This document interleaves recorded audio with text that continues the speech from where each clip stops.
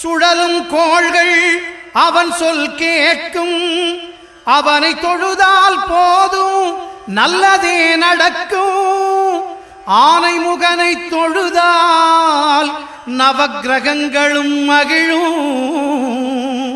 நல்லதே நடக்கும், நல்லதே நடக்கும்.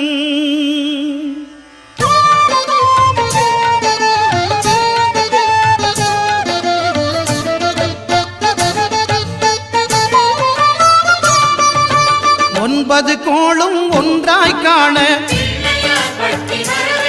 அங்கு கற்பகம் என்னும் கடவுளின் மெய்யில். ஒன்பது கோளும் ஒன்றாய் காண அங்கு கற்பகம் என்னும் கடவுளின் மெய்யில். சூரியன்